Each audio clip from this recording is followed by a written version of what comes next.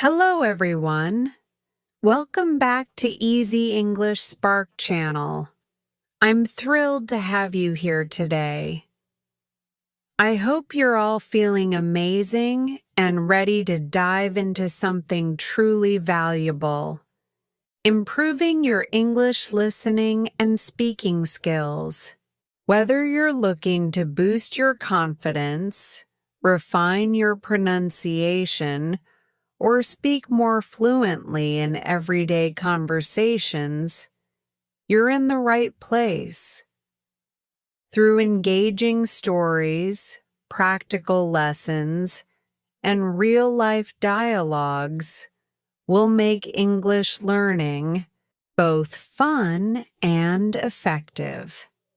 So grab your favorite drink, relax, and let's light up your English journey together.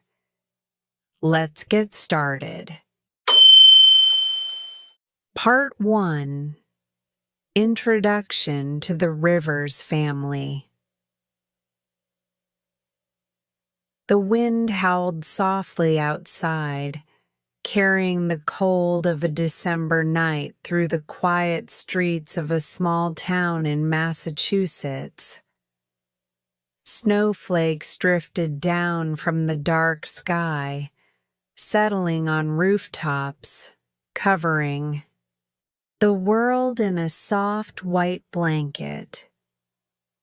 In one of the modest houses along the street, warm light flickered from the windows, a golden contrast against the winter's chill. Inside, 4 sisters sat close to the fireplace, their hands busy knitting, their thoughts wandering far beyond the dimly lit room. This was the home of the Rivers family. The 4 sisters, Mary, Jane, Bella, and Annie, were gathered in the living room, working on woolen socks for the soldiers fighting in the war. Their father, Mr. Rivers, was far away, serving as a doctor on the battlefield, and their mother, Mrs. Rivers, had gone out to visit a poor, sick family. The girls had spent many evenings like this, just the 4 of them, talking about their dreams, their struggles, and the things they longed for but could not have. Mary, sighing, "We are so poor. It's terrible." She set down her knitting and stared into the flames. At 16, Mary was the eldest, and she carried the quiet burden of responsibility, always thinking about how to make life better for her family.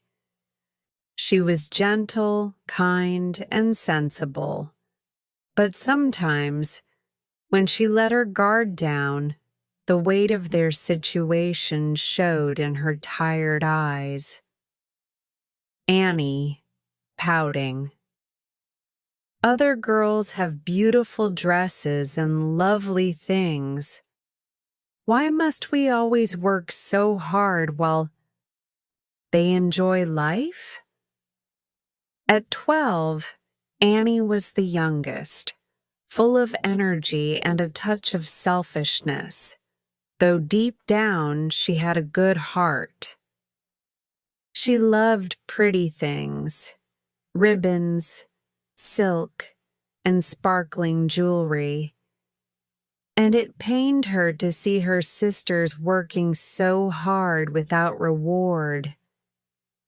Jane, huffing, tossing her knitting aside, "I hate sewing and knitting.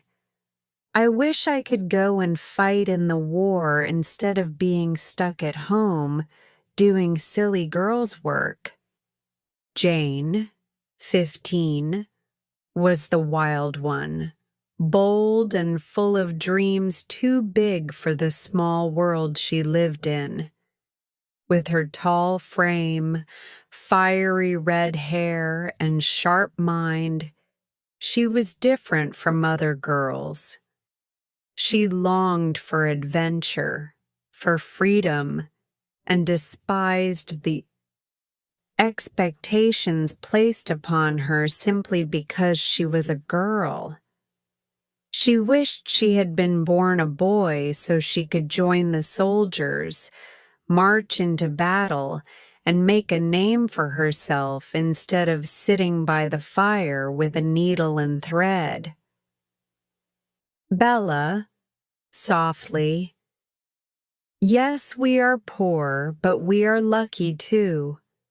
We have father and mother, and we have each other." Bella, at 13, was the quietest of them all.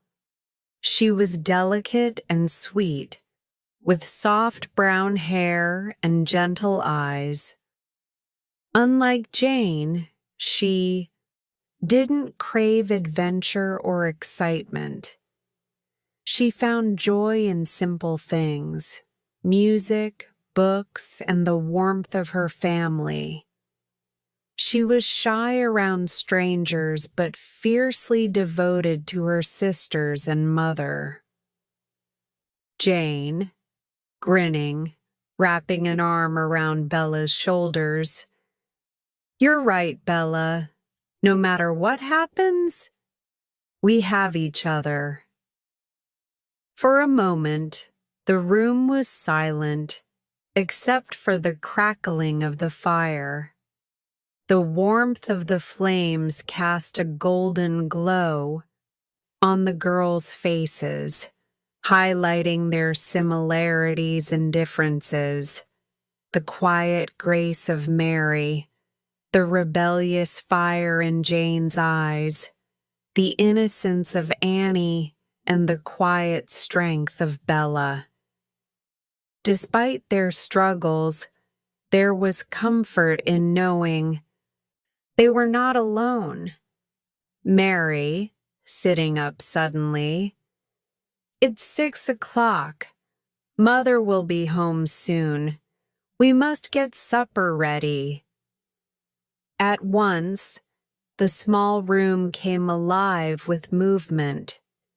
Jane jumped up and hurried to fetch more wood for the fire, her long red hair swinging behind her.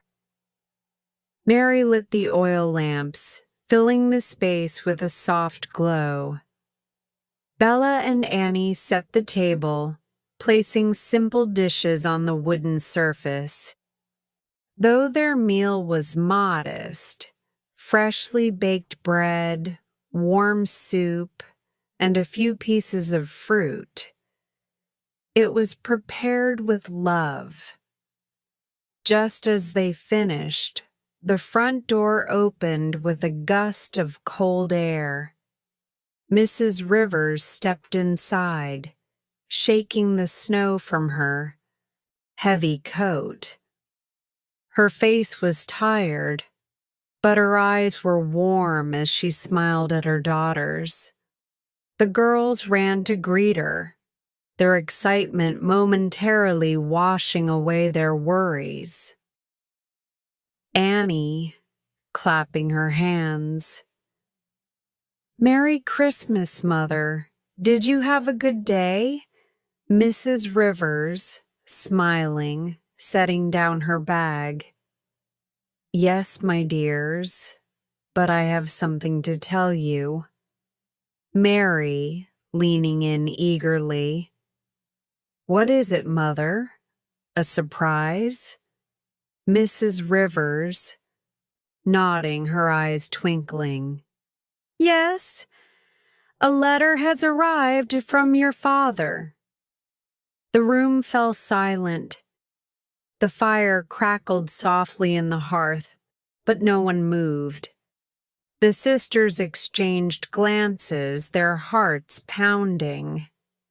Jane, always the boldest, was the first to react.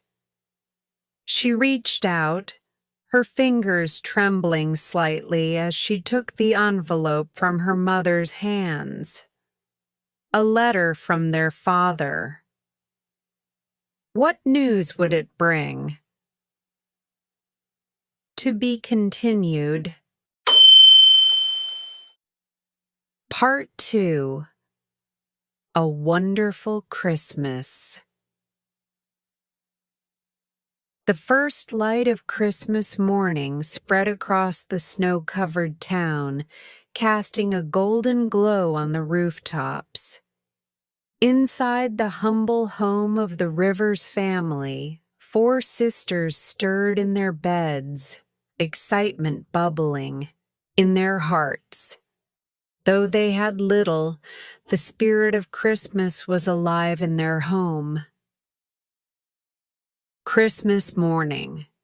The cold air still clung to the walls of their small home, but the warmth of the fireplace flickered invitingly. The scent of fresh bread and burning wood filled the air as the sisters awoke, their breath visible in the chilly room. Annie, whispering, nudging Jane. "Wake up, it's Christmas!" Jane, groaning, pulling the blanket over her head. "Go back to sleep, Annie." Mary, sitting up, stretching. "Come on, Jane. It's Christmas. We should get up." Bella, smiling softly. "Let's go downstairs. Mother might have a surprise for us." Excitement took over, and the sisters quickly wrapped themselves in their warmest shawls. As they made their way down the creaky wooden stairs, their eyes widened at the sight before them. 4 small packages, neatly wrapped in brown paper, placed carefully on the table. Annie, clapping her hands. "Presents." Jane, grinning, picking up a package. "But we weren't supposed to get gifts this year." Mary, reading the note attached. "They're from Mother. Let's open them together." Carefully, the girls unwrapped their gifts. Inside each package lay a small, beautifully bound book. The covers were different colors, and the pages were crisp and new. Bella, running her fingers over the cover. "Oh, books. Mother always knows exactly what we love." Jane, flipping through the pages. "This is perfect. I needed a new book to write my stories in." Mary, reading the inscription inside hers.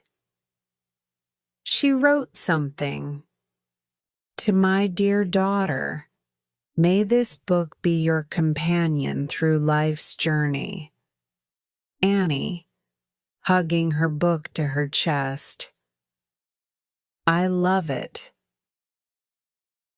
Just as they were about to run to their mother's room to thank her, their eyes landed on something unexpected. A table set with more food than they had seen in weeks. Freshly baked rolls, warm porridge, ripe fruit, and even a small dish of honey. Jane, raising an eyebrow. "Where did all this come from?" Their mother stepped inside just then, brushing the snow off her cloak, her cheeks pink from the cold. The girls rushed to greet her. Annie, excitedly. "Merry Christmas, Mother. Thank you for our books. Mrs. Rivers, smiling, hugging them all.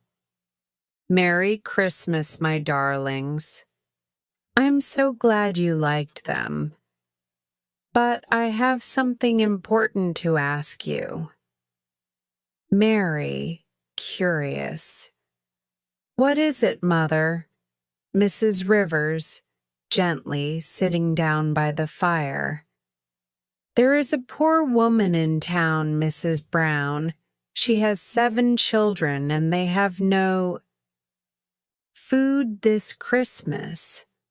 Their home is cold and the baby is sick. I was wondering, would you be willing to give them your breakfast as a Christmas present? The room fell silent. The sisters stared at the food on the table, their stomachs growling. They had been looking forward to this meal, especially Annie, who had been dreaming of warm rolls all night. Annie, hesitating, biting her lip. But Mother, we're hungry too. Jane, after a pause, looking at her sisters. It wouldn't feel like Christmas if we ate while they had nothing. Mary, nodding. Jane is right. Let's take the food to them. Bella, softly, already picking up a basket. It will make them happy. One by one, the sisters packed the food into baskets, wrapping the bread and fruit carefully. Though their stomachs ached with hunger, their hearts felt full. They bundled up in their warmest shawls and stepped out into the cold morning air, a gift of kindness. The streets were quiet, blanketed in thick snow as the girls made their way through town. Their boots crunched against the frozen ground. Soon they reached a small, worn-down house near the river. The windows were cracked, and no smoke rose from the chimney. From inside they could hear a baby crying. Mrs. Rivers, knocking gently, then stepping inside. Merry Christmas, Mrs. Brown. We've brought something for you and the children. The Brown children, thin and shivering, gasped as they saw the food. Their mother, a frail woman with tired eyes, covered her mouth in shock. Mrs. Brown, her voice trembling. Oh, bless you all. Annie, handing a loaf of bread to one of the children. Merry Christmas. Bella, gently touching the baby's tiny hands. He's so small. Jane, laughing as the children clung to her skirt. They're so excited. The girls helped their mother light a fire in the small stove.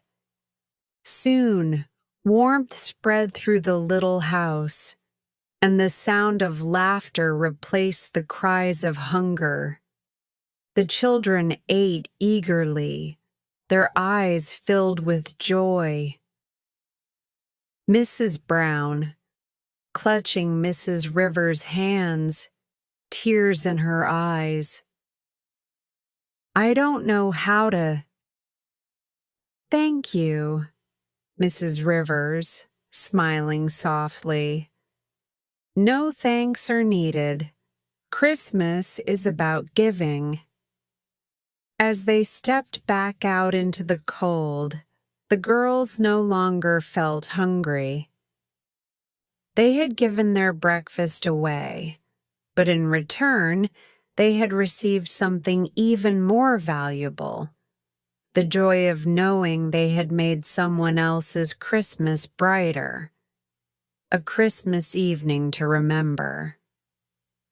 As evening fell, the sisters gathered in their small attic room where every year they put on a Christmas play. Dressed in old clothes as costumes, they acted out stories Jane had written, their laughter filling the house. Jane, dramatically pretending to be a queen. "Fear not, brave knights. We shall defeat the dragon." Mary, pretending to be the dragon, roaring, "You shall never defeat me." Their mother clapped from the audience, their only audience, but the most important one. The sisters collapsed into giggles as their play ended, feeling happier than they had in a long time. Just as they were about to go to bed, something unexpected happened. Mrs. Rivers called them downstairs. On the table was a feast, more food than they had ever seen. Freshly baked sweets, ripe fruit, and even ice cream. Annie, eyes wide. "Where did all this come from?" Mrs. Rivers, smiling, handing them a note. "This is from Mr. Hanson, our kind neighbor. He heard about what you did this morning and sent you a Christmas supper." Bella softly touched. "This is the most wonderful Christmas ever." As they sat around the table, their hearts full of warmth and love, they realized something important: that the true spirit of Christmas wasn't in the gifts or the food, but in the kindness they shared. And that night, as they fell asleep, they knew this Christmas would be one they would never forget. To be continued. Part 3. Meeting Lucas. Winter in Massachusetts was long and unforgiving. The snow piled high on the rooftops, covering the small town in a thick, icy blanket. The streets were quiet, muffled under the weight of winter's hush.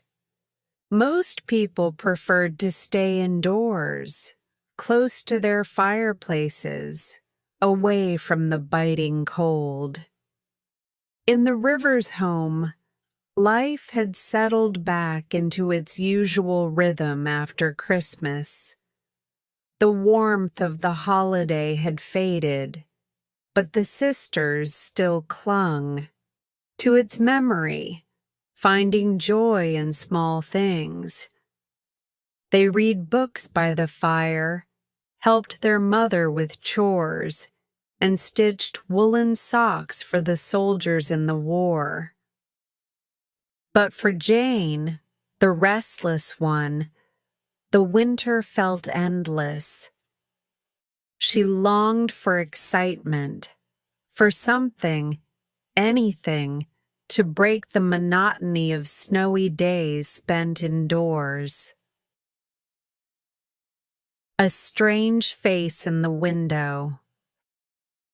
One afternoon, Jane stood by the window pressing her forehead against the cold glass. Outside, the world was still and white, the snow falling lazily from the sky. Across the street, she could see the grand Hanson house, a towering mansion that stood in stark contrast to their modest home. The Hansons were the richest family in town, but they kept to themselves. Few ever entered or left the house, and Jane had never spoken to its occupants. As she gazed at the silent mansion, something caught her eye. A face appeared in one of the windows.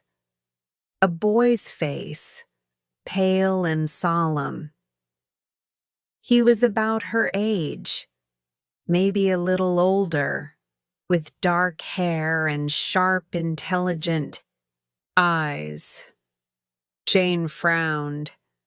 She had seen him before, from a distance, but had never paid him much attention. He was always alone, never joining the other children in town. For a moment they stared at each other through the falling snow. Then suddenly, the boy turned away and disappeared from the window. Jane's curiosity was piqued. Jane, muttering to herself, "Who are you, Lucas Hansen?" A snowy encounter. Later that afternoon, Jane decided she needed some fresh air. Wrapping herself in her thickest coat and pulling on her boots, she stepped outside. The cold air hit her cheeks, sharp as needles, but she didn't mind. She grabbed a broom from the porch and began sweeping the snow off the path leading to their house. Across the street, the Hansen house stood as still as ever, its windows dark and lifeless. But as Jane worked, she felt eyes on her. She glanced up and saw him again, the boy from the window, now standing at his own doorstep, watching her. Jane, calling out teasingly, "Do rich boys not know how to shovel snow?" The boy blinked, clearly caught off guard. Then, to her surprise, he laughed, a short, dry chuckle, but a laugh nonetheless. "Lucas, I don't go outside much." Jane, raising an eyebrow. "Why not?" Lucas, shrugging. "No reason." He hesitated, then stepped forward, crunching through the snow toward her. "Lucas, you're Jane Rivers, aren't you?" Jane, narrowing her eyes. "And how do you know that?" Lucas, smirking slightly. "I hear you and your sisters calling each other in your yard. I know all your names. Mary, Bella, Annie, and you, the loud one." Jane, crossing her arms, pretending to be offended. "The loud one? That's what you call me?" Lucas, grinning. "Would you prefer the dramatic one?" Jane stared at him, then unexpectedly laughed. There was something about Lucas Hansen that intrigued her. He didn't seem like the spoiled rich boy she had imagined. "Jane, fine, you got me. I am dramatic, and loud, and restless. And you, what's your excuse for hiding away in that big empty house?" Lucas, his smile fading slightly. "I was sick for a long time. My grandfather doesn't like me going out much." Jane studied him more closely. Now that she thought about it, he did look a little pale, as if he hadn't had much fresh air. Jane. Well, you're better now, aren't you? Lucas, nodding. I suppose so. Jane. Then you should come outside more. The world is much bigger than that house of yours. Lucas didn't reply right away. He looked past her, toward the town, as if he were seeing it for the first time. Lucas, quietly. Maybe I will. An unexpected friendship. Over the next few days, Jane and Lucas saw each other more often. He started coming outside, at first just to talk, then eventually to walk through the snow-covered streets with her. He was different from what she had expected, not arrogant or snobbish, but thoughtful and sharp-witted. He knew many things from books, and Jane, who loved stories, found his knowledge fascinating. One afternoon, Jane brought a small basket of apples and cakes to the Hanson house. She hesitated before knocking. No one ever visited the Hansons. But before she could change her mind, the door swung open. Lucas, surprised. You're at my door? Jane, grinning, holding up the basket. I come bearing gifts. My mother sent these for you. Lucas glanced at the basket, then at her, looking almost touched. Lucas. Come inside. She hesitated.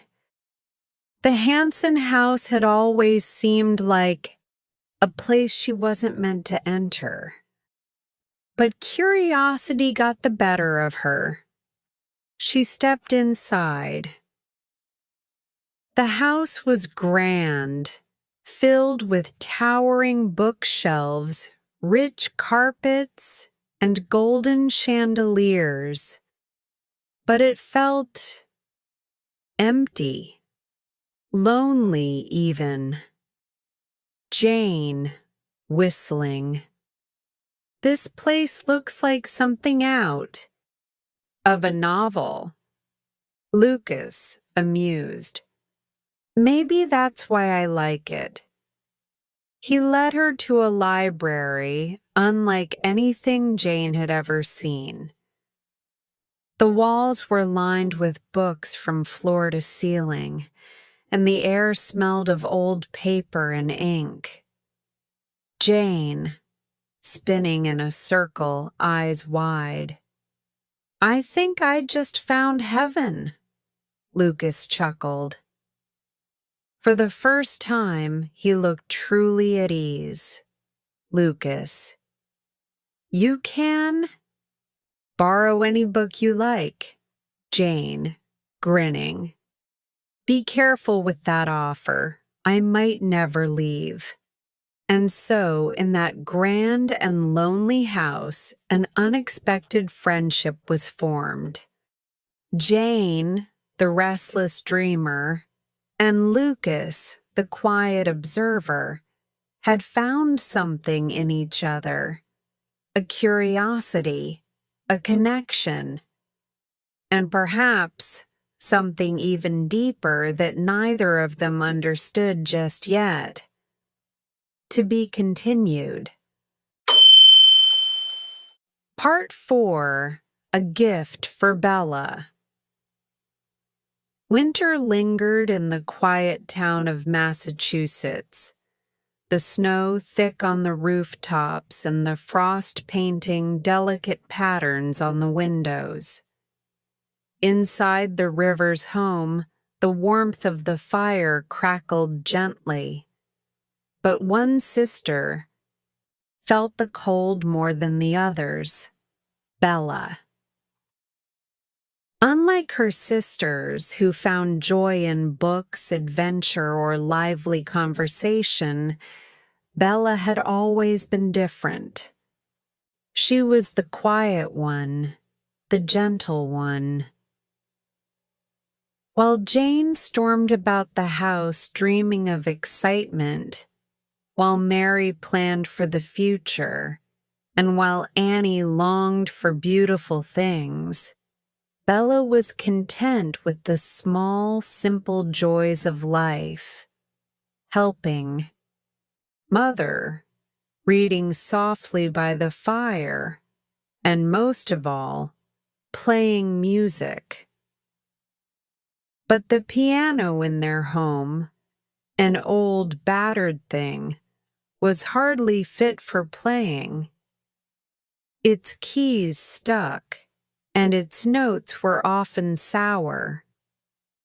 Still, Bella played it every day, her fingers moving lightly over the worn-out keys, coaxing what little melody she could from the instrument. The piano in the Hanson house. One afternoon, Jane returned home from her daily visit with Lucas Hanson, her cheeks pink from the cold. She burst into the house, brushing snow from her coat, a mischievous glint in her eyes. Jane, grinning. "Bella, you should see the library in the Hanson house. It's filled with books from floor to ceiling. You'd love it." Bella, smiling, tucking a strand of hair behind her ear. "That does sound lovely." Jane, leaning closer, her voice teasing. "But do you know what else they have?" Bella raised an eyebrow, waiting. Jane, dramatically. "A grand piano. The most beautiful piano I've ever seen." Bella's breath caught. "A real piano? Not like their old, broken one, but a grand, polished instrument that could sing with just the right touch?" Bella, softly, as if afraid to hope. "Does anyone play it?" Jane, shrugging. "Not that I know of. It just sits there, gathering dust." Bella tried to push the thought from her mind, but it stayed with her, lingering like a melody unfinished. That night, as she lay in bed, she imagined what it would feel like to touch the keys of such a piano, to bring forth music, clear and beautiful, to let her fingers dance over ivory without the interruption of broken notes. She knew it was a foolish thought. The Hansons were rich. She was not. People like her did not get to play pianos like that. An unexpected invitation. A few days later, while Bella was helping her mother mend clothes, there was a knock at the sea door.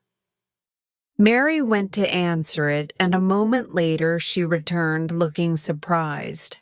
Mary: "Bella, it's for you." Bella, blinking. "Me?" She set down her sewing and went to the door. Standing there, dressed in a fine winter coat, was Lucas Hanson himself. Lucas, smiling slightly. "Hello, Bella." Bella, surprised. "Hello, Lucas." Is something wrong? Lucas, shaking his head. Not at all. I just came to give you a message. My grandfather would like to invite you to our home to play the piano. For a moment, Bella couldn't speak. The idea was so unexpected, so out of reach, that she wasn't sure she had heard correctly. Bella, hesitant. Your grandfather? Lucas, nodding. Yes, Jane told me you play.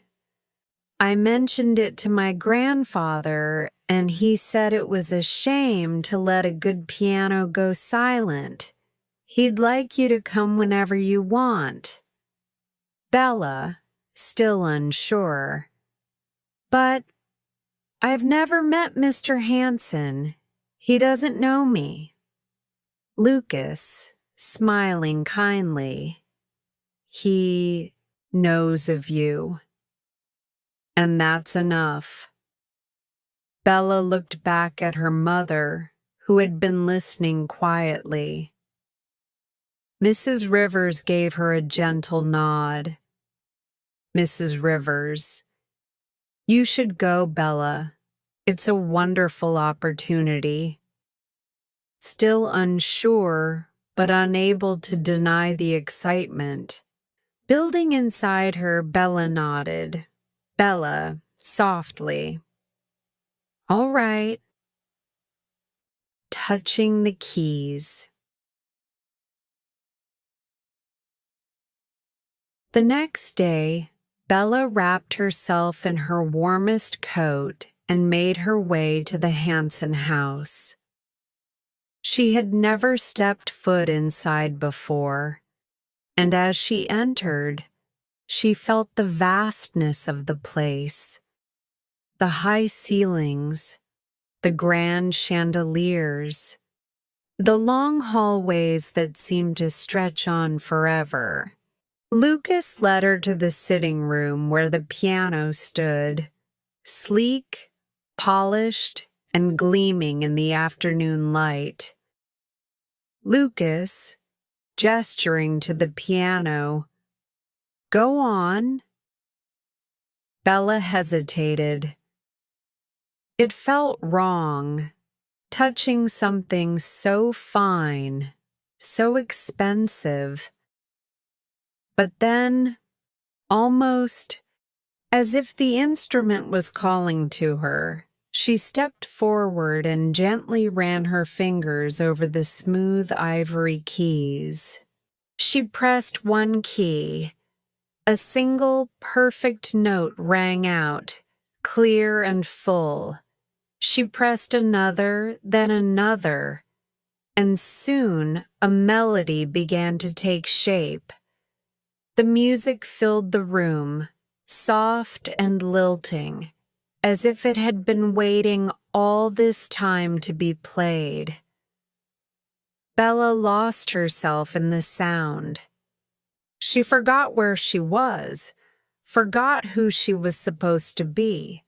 She was only the music, the movement, the moment. When she finally finished, there was silence. Then a voice spoke from the doorway. Mr. Hanson. Beautiful. Bella turned quickly. Standing there was Mr. Hanson, the man she had only ever seen from afar. He was old and stern-looking, but his eyes held something warm. Mr. Hanson, walking forward, looking at the piano. It's been a long time since this instrument has been played so well. Bella, blushing, looking down. I only played a little. Mr. Hanson. No, my dear, you played beautifully.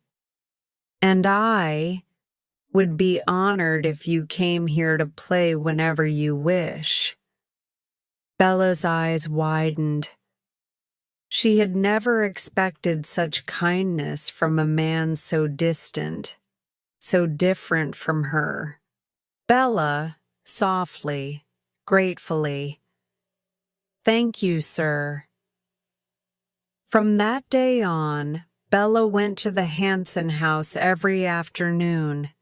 She played when no one was around, letting the music fill the empty halls.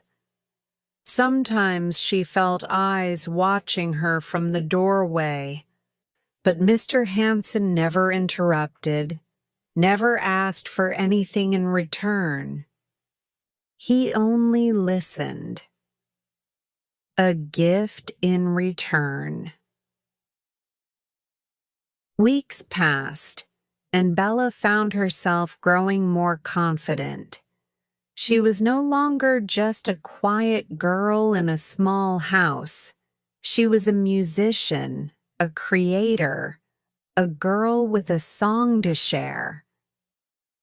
One day, as she sat at home, knitting, an idea struck her. She had nothing to give Mr. Hanson in return for his kindness, but she could make something. And so, she worked late into the night, her fingers carefully weaving warm, soft wool together until, at last, she had finished a pair of slippers. The next day, she left them on the piano with a small note.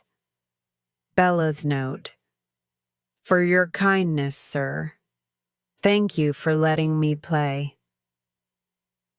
That evening, when she returned to the Hanson house, she found a different note waiting for her, left where she had placed the slippers.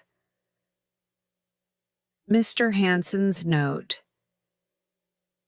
"Music is a gift that needs no repayment, but if you insist, then consider this my gift to you." And beneath the note, in the center of the room, stood a beautiful brand new piano. Bella stared at it, her heart pounding. She ran her fingers over the keys, pressing one, clear, perfect, and hers. Tears filled her eyes. She had never imagined such kindness, such generosity.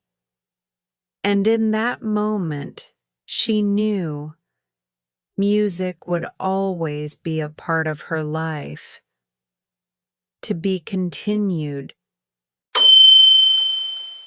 Part 5. Annie Gets into Trouble. The Rivers house had always been filled with warmth, laughter, and the occasional argument. With 4 sisters under one roof, disagreements were inevitable. But never had one of their quarrels led to something so terrible. Annie, the youngest, had always been a dreamer. She longed for beautiful things, ribbons, silk dresses, and the life of a lady. She envied the girls in town who had fine gloves and elegant shoes. It wasn't that she was unkind, but at 12 years old, she sometimes let jealousy cloud her heart. And more than anything, she hated being left out. Which is why, when Mary and Jane announced they were going to the theater with Lucas, Annie felt her heart twist with frustration. Left behind. The afternoon sun was beginning to set, casting golden light over the town. In the River's small home, Mary and Jane were putting on their coats, preparing to leave for the theater. Their faces were lit with excitement. It was a rare treat to go see a play, especially one with Lucas and his friends. Annie, watching them, frowning. "Where are you going?" Jane, glancing at her, distractedly tying her scarf. "To the theater with Lucas." Annie, eagerly. "Oh, I want to go too." Mary, gently shaking her head. "Not this time, Annie. You're too young." Annie, stomping her foot. "I'm 12. I'm not a baby." Jane, sighing, rolling her eyes. "The answer is no, Annie. Stop whining." Annie's face turned red. She hated when Jane dismissed her like that. She clenched her fists as her sisters put on their gloves and headed for the door. Just before leaving, Jane turned back and smirked. Jane, playfully, "Don't wait up." "For us, little one."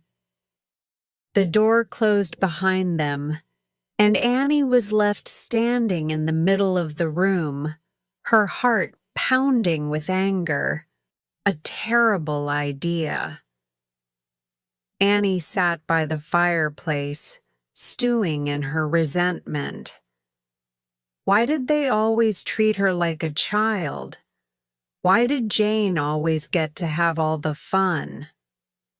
Her gaze drifted toward the small wooden desk by the window, Jane's desk. And there, sitting on top, was something she knew Jane treasured more than anything: her notebook. That little book was filled with Jane's stories, her ideas, her dreams of adventure. Annie had heard Jane reading from it, crafting tales of knights and heroes. It was her pride, her most beloved possession.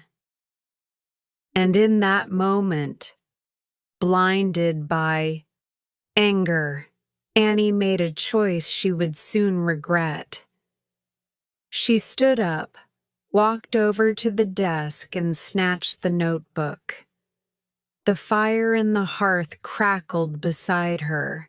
Without thinking, without hesitating, she opened the pages and fed them into the flames. The paper curled, blackened, and turned to ash. She had done it. She had destroyed Jane's most precious belonging. Only then did she feel the weight of what she had done. She stared at the fire, her hands shaking. Guilt crept in like a shadow. What had she done? What had she done? Jane's fury.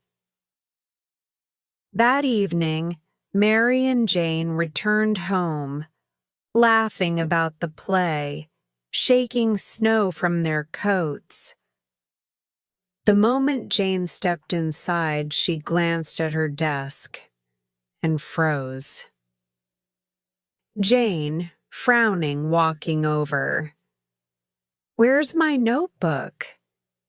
She looked around, expecting to see it somewhere nearby, but it wasn't there. She turned, her eyes narrowing. Jane, sharply. "Annie, where is my notebook?" Annie stood by the fire, silent. Her fingers twisted in the hem of her dress. She could feel her heart beating in her throat. Jane, stepping closer, her voice rising. Annie, where is it? Annie swallowed hard. She had never seen Jane this angry before. Annie, whispering, "You wouldn't let me come, so I burned it." For a moment, silence filled the room. The crackling fire was the only sound. Then, Jane, shouting, eyes wide with rage, "You did what?" Before Annie could react, Jane grabbed her by the arms, shaking her. Jane, furious, voice breaking, "You burned my stories? Everything I wrote for Father? Gone?" Annie, tears spilling down her cheeks. I didn't mean to." Jane, pulling away, voice shaking, "I'll never forgive you for this. Never."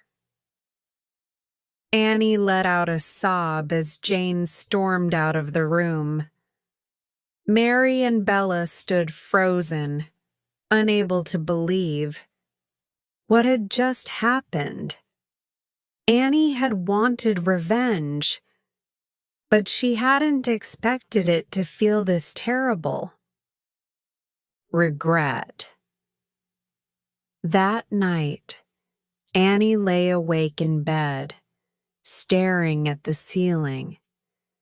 Jane hadn't spoken to her since the argument. Mary and Bella had tried to comfort her, but nothing helped. She had broken something that couldn't be fixed.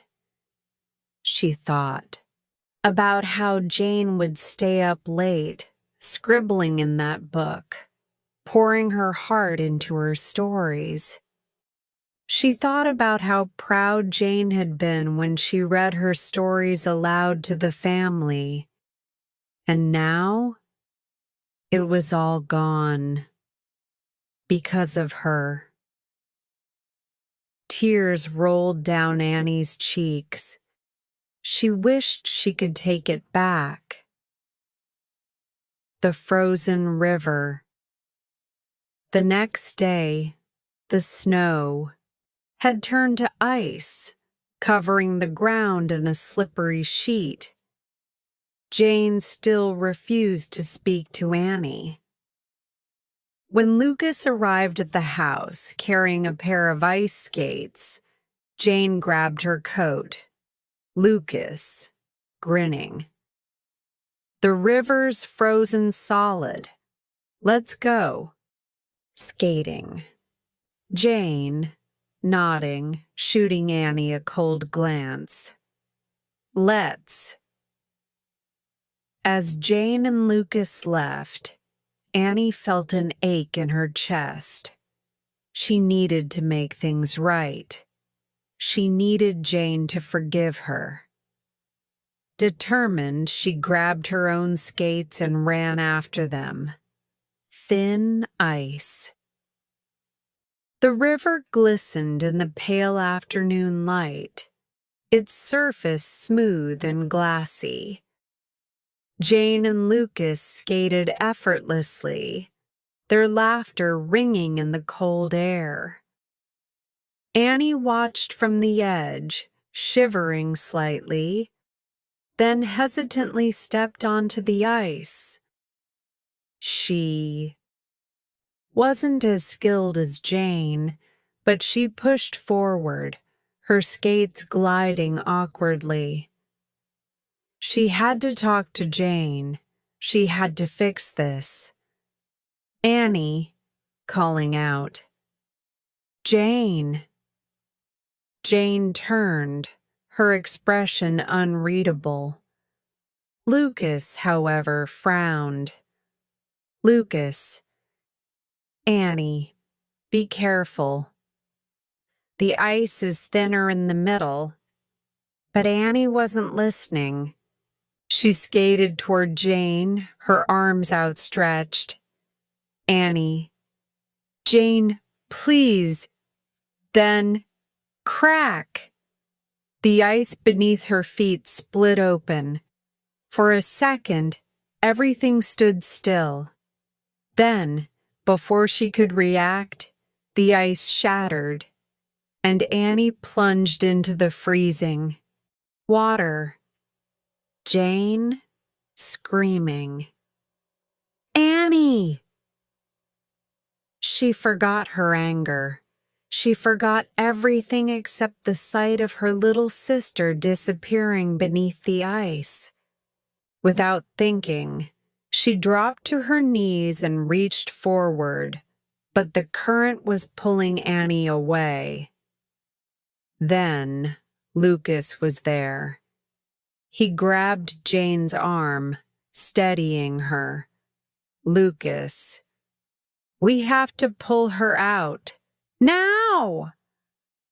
Together, they lunged forward, grasping Annie's coat just as her head surfaced.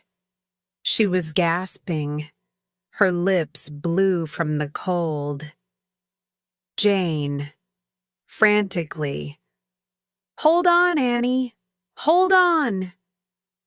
With one last desperate pull, they yanked her from the freezing water. She collapsed onto the ice, coughing and shivering.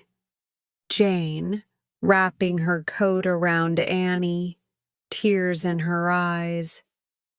I thought I lost you. Annie looked up, her teeth chattering, and whispered, Annie, I'm sorry, Jane. I'm so sorry.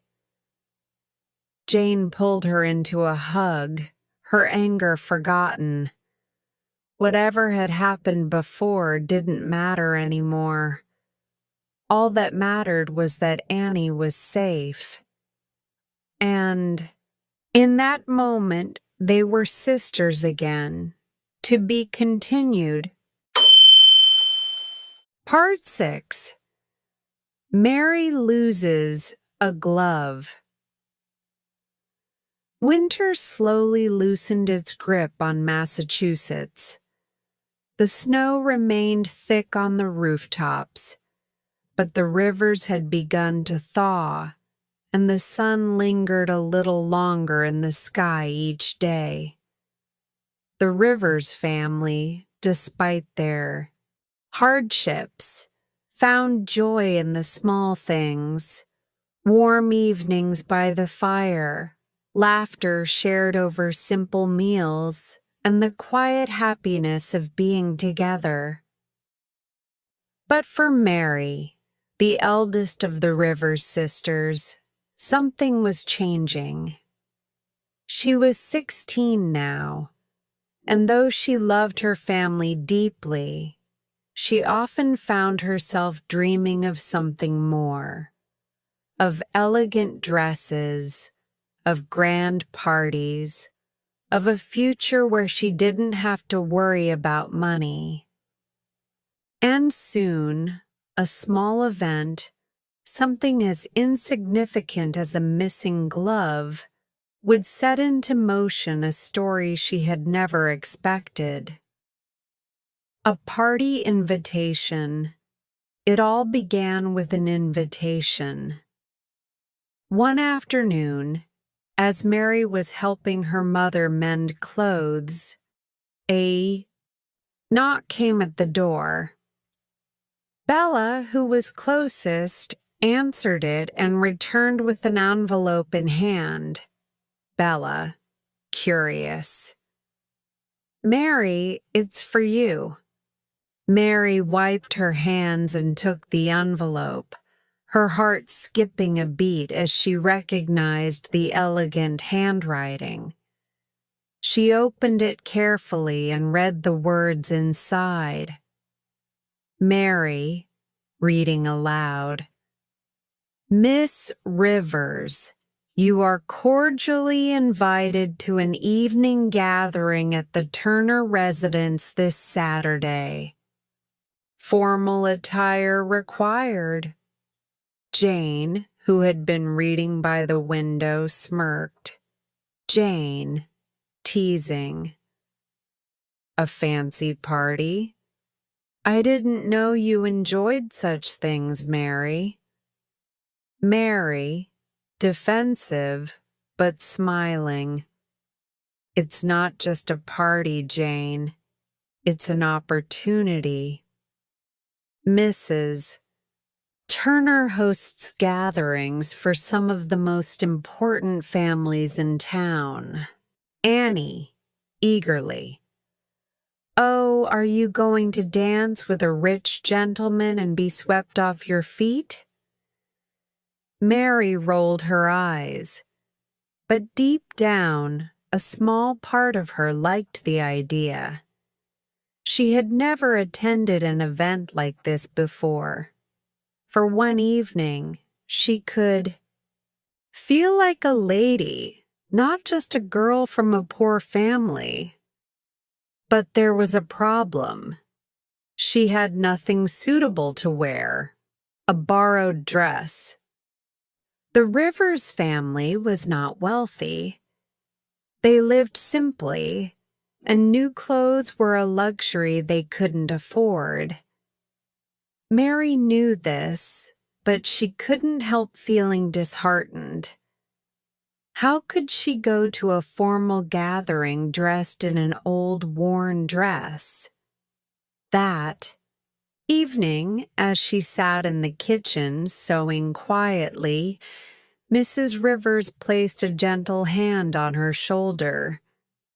Mrs. Rivers, softly, I know that look, my dear.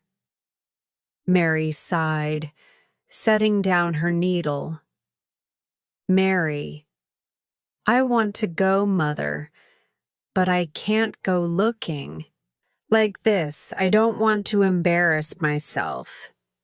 Mrs. Rivers smiled knowingly and walked to a wooden chest in the corner of the room. She opened it and carefully pulled out a beautiful pale blue gown. The fabric, though slightly old, still shimmered in the light. Mary, eyes widening. Mother, where did this come from? Mrs. Rivers. It was mine long ago. I wore it when I was your age. It's not new, but with a few adjustments, I believe it will be perfect for you. Mary ran her fingers over the fabric, tears welling in her eyes. Mary, whispering, it's beautiful.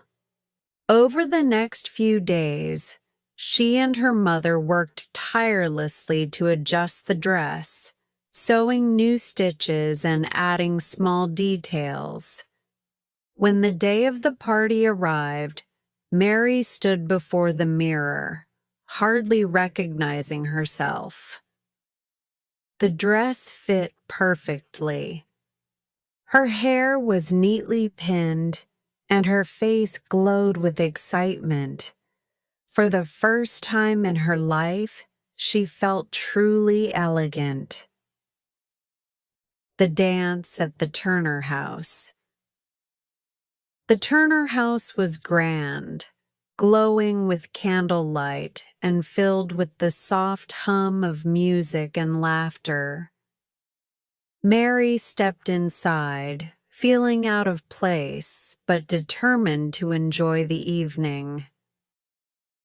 She greeted familiar faces, exchanged polite conversation, and tried her best to ignore the whispered comments from some of the wealthier girls who eyed her simple dress. And then she saw him. Henry Brooks, Lucas's tutor, stood by the fireplace, speaking with a group of gentlemen. He was not particularly tall, nor was he dressed extravagantly, but there was something kind in his eyes, something steady. Mary had seen him before, but tonight he looked different. As if sensing her gaze, Henry glanced up. Their eyes met, and he smiled. A few moments later, he made his way toward her. Henry, bowing slightly. Miss Rivers. Mary, surprised, curtsying. Mr. Brooks. Henry. I must admit I did not expect to see you here tonight. Mary, laughing softly. Nor did I, but I thought I'd try being a lady for an evening. Henry tilted, his head studying her. Henry, you don't need a gown to be a lady, Miss Rivers.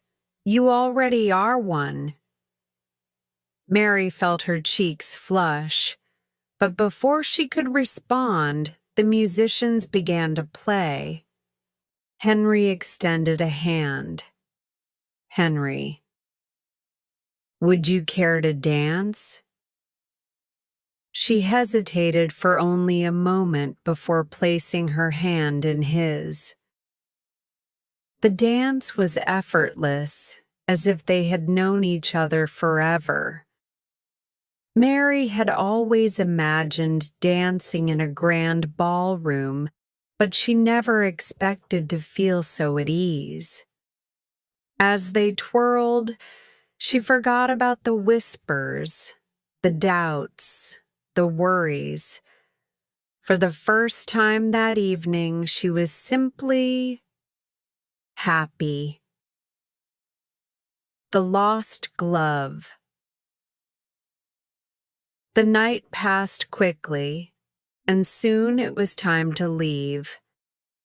As Mary gathered her things, she realized something was missing, her glove. She searched the room, checking the chairs, the corners, even asking a few guests. But it was nowhere to be found. Disappointed but unwilling to let it ruin her night, she left without it.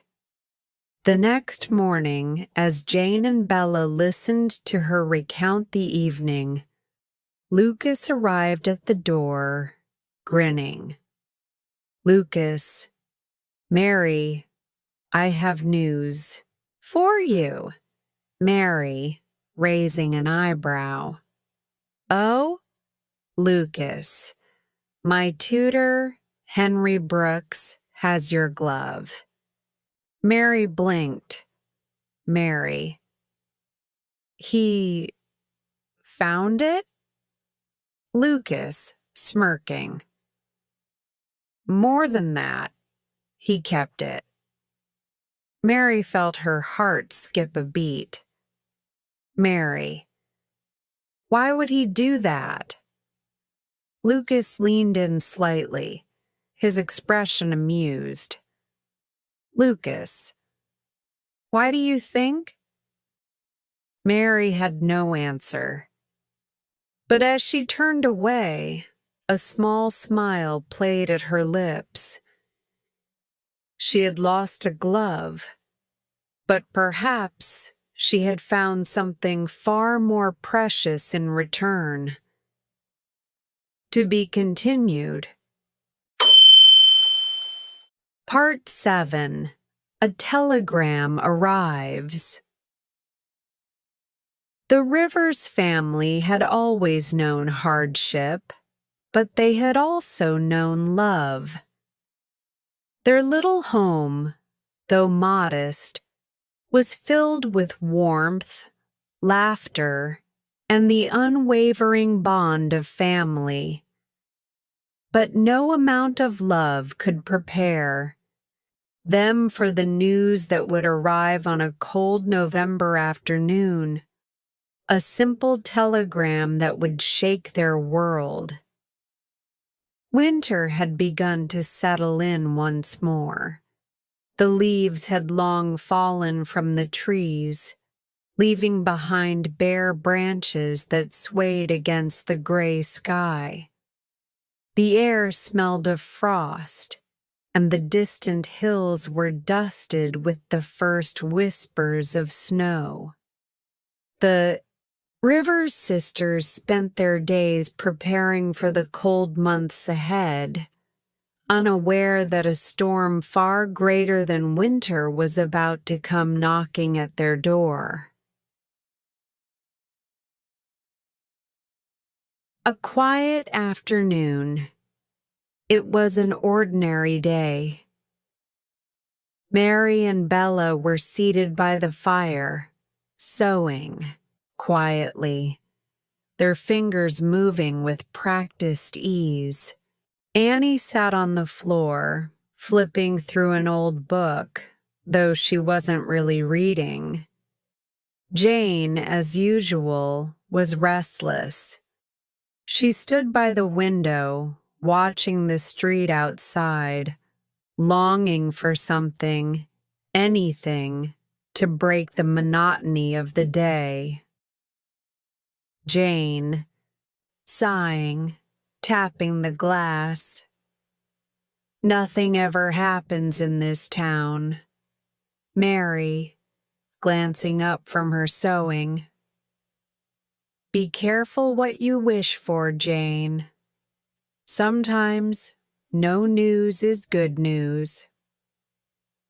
Bella, softly. I rather like the quiet. Jane rolled her eyes but said nothing. Outside, the sky had darkened, the promise of snow hanging in the air. Then, suddenly, she saw a familiar figure hurrying down the street. Lucas Hansen, and he wasn't alone. He was walking quickly, his expression unusually serious, and beside him was Mr. Brooks. Jane frowned. Jane, curious, turning to her sisters. Lucas is coming, and he looks troubled. At that moment, there was a knock at the door. Mary set down her sewing and went to answer it. As she pulled open the door, the cold wind rushed inside, sending a chill through the room. Lucas, breathless, holding out a small envelope. This came for your mother. It's a telegram from Washington. The room fell silent. The telegram. Mrs. Rivers entered the room just as Lucas handed Mary the envelope. She took one look at it and paled. With trembling fingers, she unfolded the paper and began to read. The girls watched, their hearts pounding, as their mother's face grew tight with emotion. When she finally spoke, her voice was barely above a whisper. Mrs. Rivers, voice breaking. It's from the hospital. Your father is very ill. The words hung in the air like a heavy weight. For a moment, no one spoke. Annie, softly, as if afraid to ask, is he going to be okay?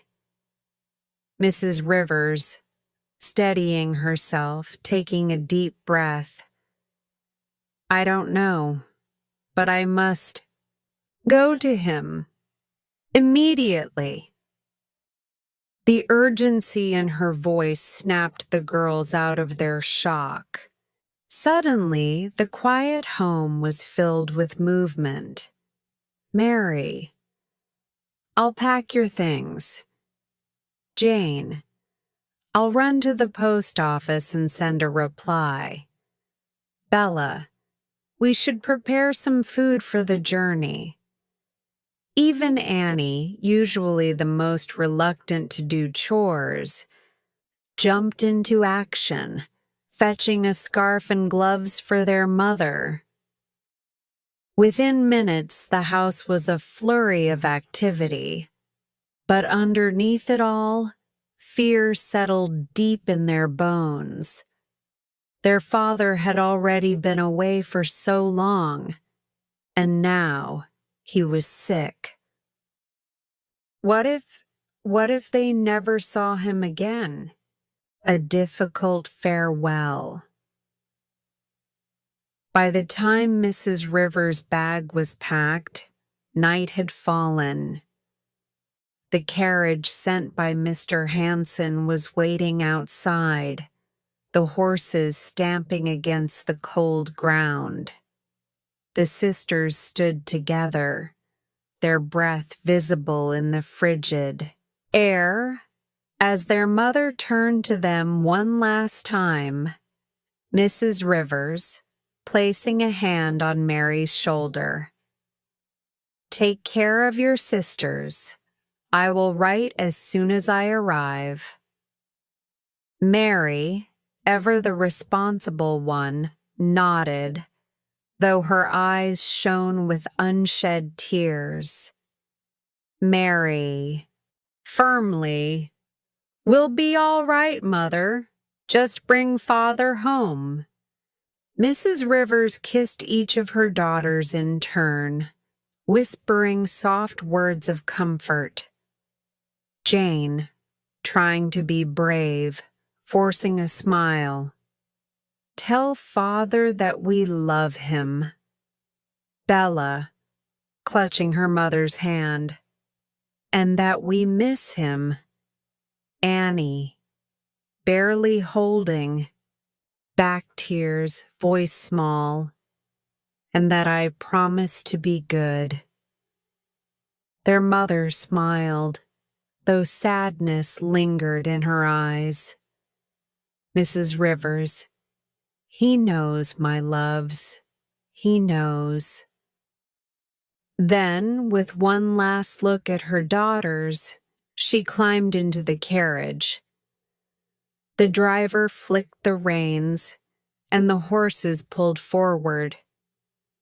The girls stood together, watching as their mother disappeared down the road, the carriage wheels crunching over the frozen ground. And just like that, she was gone. The weight of worry. The house felt different without their mother. Colder, quieter, emptier. That night, none of them could sleep. Mary stayed up by the fire, staring into the flames. Jane paced the room, restless. Bella sat quietly, her hands folded in her lap, lost in thought. Annie curled up on the couch, her small frame trembling. Annie, softly, barely above a whisper, "What if he doesn't get better?" No one answered, because they were all thinking the same thing, a secret sacrifice. The next morning, as the town slowly woke beneath a gray sky, Jane slipped out of the house before dawn. She walked quickly through the empty streets, her breath clouding in the air. When she reached the small barber's shop at the end of the road, she hesitated for only a moment before stepping inside. Barber, raising an eyebrow. Miss Rivers, what brings you here so early? Jane, taking a deep breath, gripping her long, red hair. I want to sell it. The barber's eyes widened, but he said nothing. He simply nodded and gestured for her to sit. As the scissors began to cut, Jane closed her eyes. Her hair, her long, fiery red hair that everyone admired, fell to the floor in silent heaps, but she didn't regret it, not for a second. When she returned home, she placed $25 on the kitchen table. Jane, to Mary, trying to sound casual, for Mother's journey. Mary stared at the money, then at Jane, and then, for the first time in a long time, she pulled her into a tight embrace. No words were needed. Hope in a letter. Days passed, each one stretching longer than the last. Then finally, a letter arrived. The sisters huddled together as Mary unfolded the paper, her hands shaking. Their mother's familiar handwriting filled the page. Mrs. Rivers' letter. My dearest girls, your father is weak, but he is fighting. The doctors are doing all they can, and I am by his side. Keep faith. I will write again soon. With all my love, Mother. It wasn't much, but it was enough. Hope had not left them yet. To be continued. Part 8. Bella falls ill. Winter had settled deep into Massachusetts, its icy grip tightening over the small town. Snow piled high along the roads, the river was frozen solid, and the wind howled through the trees, whispering its cold breath against the windows of the river's home. The sisters had never felt their house so empty before. Without their mother, everything seemed quieter, lonelier. Each day stretched longer, filled with worry over their father's health, with only the occasional letter bringing them hope. But just as they had begun to adjust to their new routine, another storm was brewing, one that no one had seen coming. It started with a cough, a visit to the Browns. Bella had always been the gentlest of the Rivers sisters. While Jane longed for adventure and Mary carried the weight of responsibility, Bella found joy in the simple things. Playing music, helping Mother around the house, and most of all, caring for others.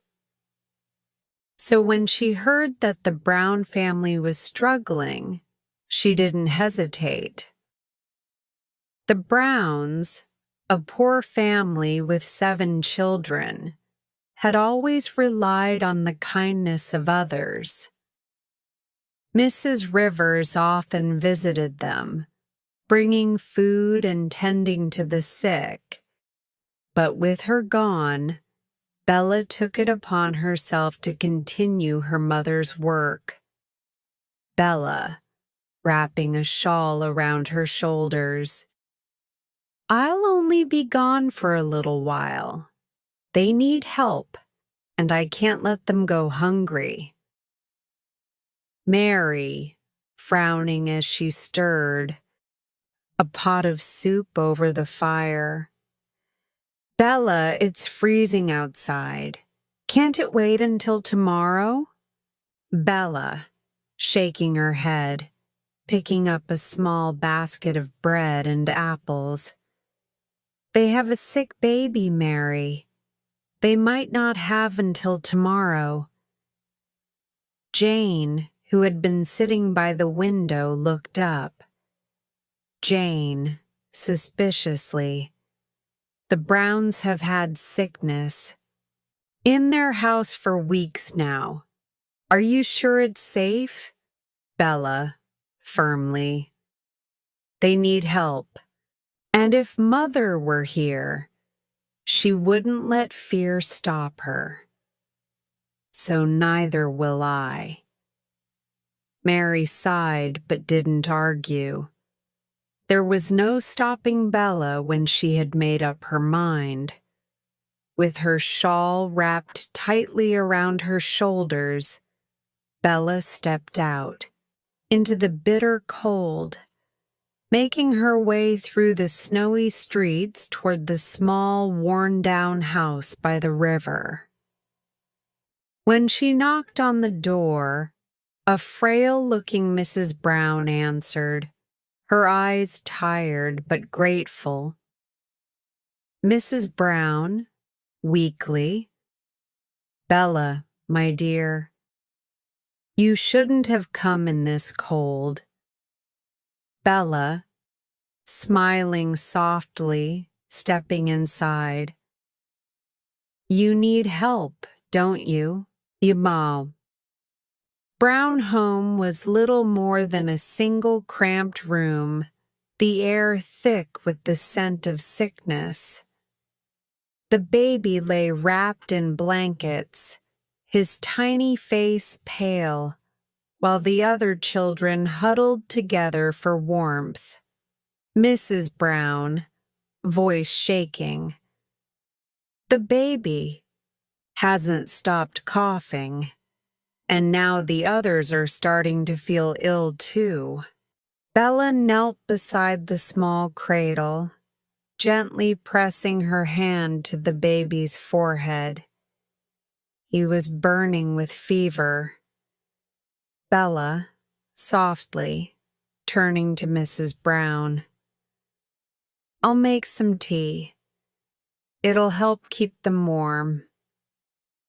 She worked for hours, feeding the younger children, cleaning where she could and trying to comfort the restless baby. By the time she left, her basket was empty, but her heart felt full. The Browns were still struggling, but for tonight at least, they wouldn't be alone. What Bella didn't realize was that she had taken something home with her, something invisible, yet deadly. A sudden illness. 2 days later, Bella's cough began.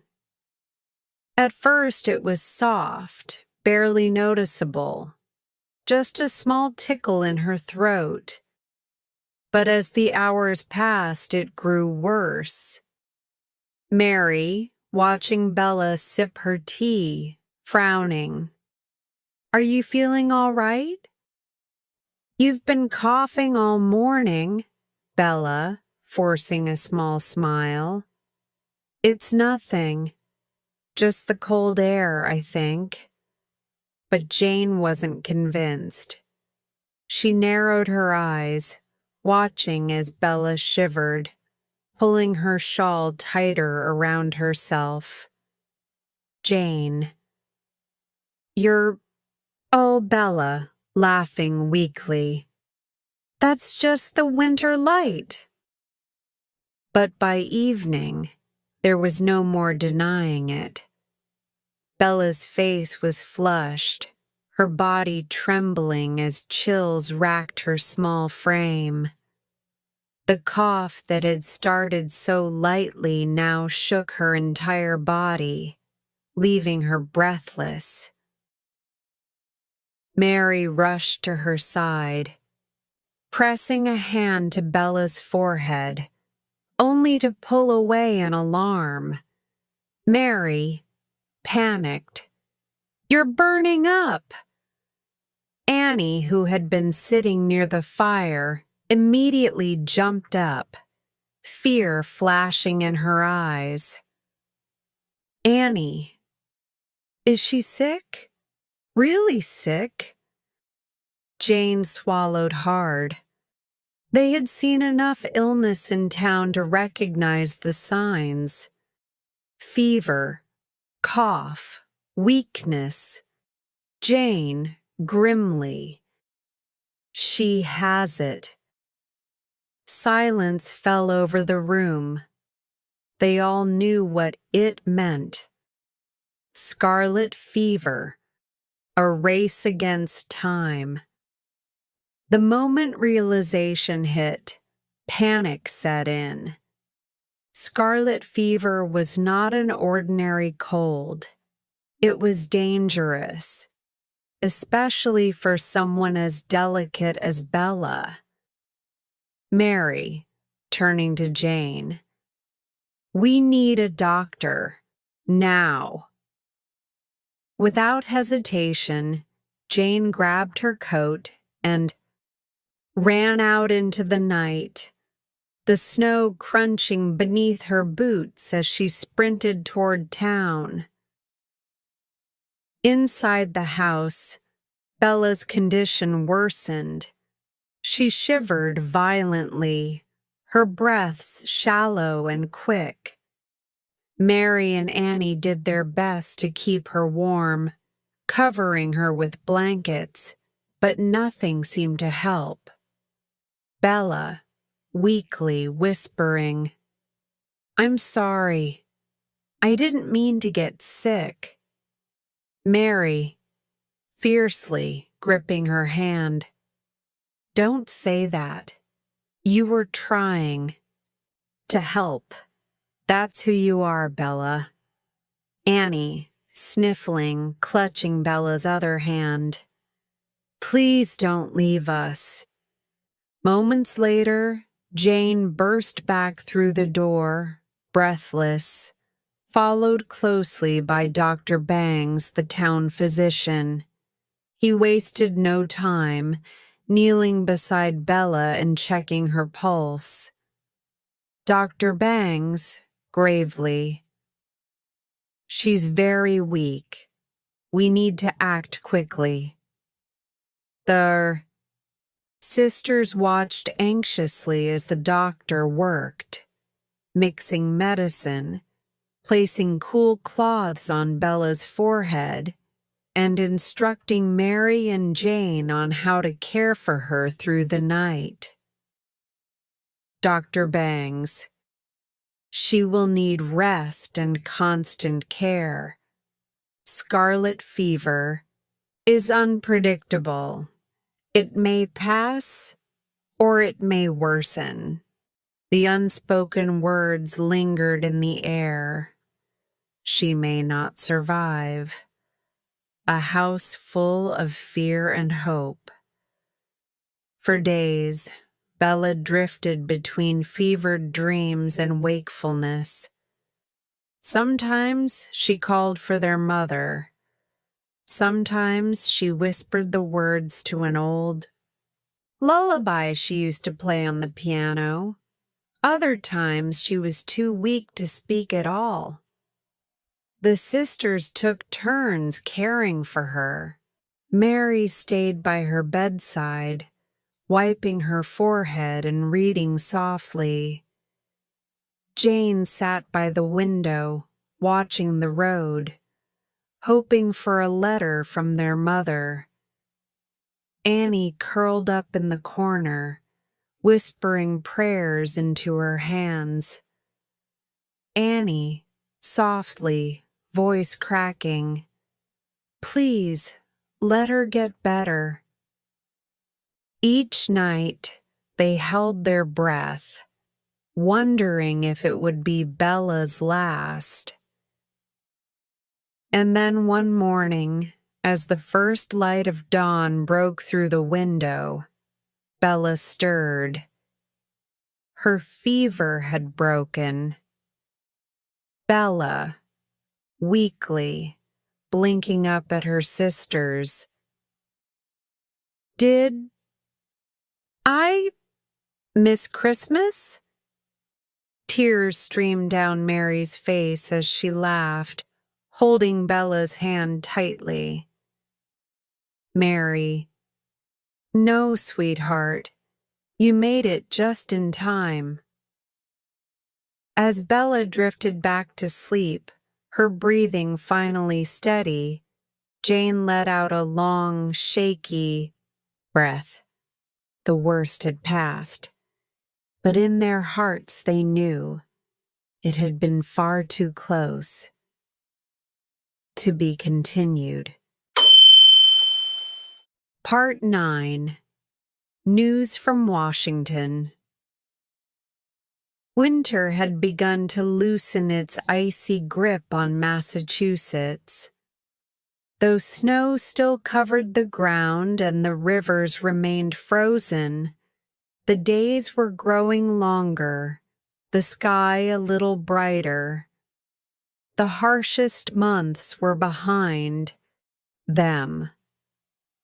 And yet, inside the river's home, the chill of uncertainty remained. Bella had survived scarlet fever, but she was still weak. She spent most of her days resting, her strength slowly returning. The sisters had taken turns caring for her, barely leaving her side. But though their worries for Bella had begun to ease, another fear still lingered in their hearts. Father. There had been no letter from Mother in over a week.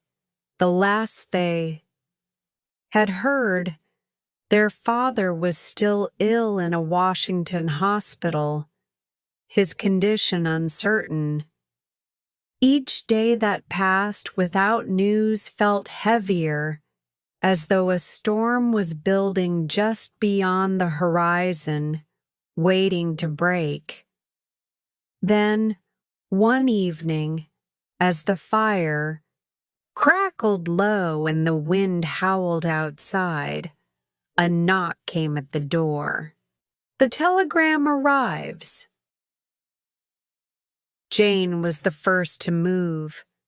She had been sitting by the window, staring out into the night, her mind restless. When she heard the knock, she bolted upright, her heart pounding. Jane, whispering, gripping the arm of the chair.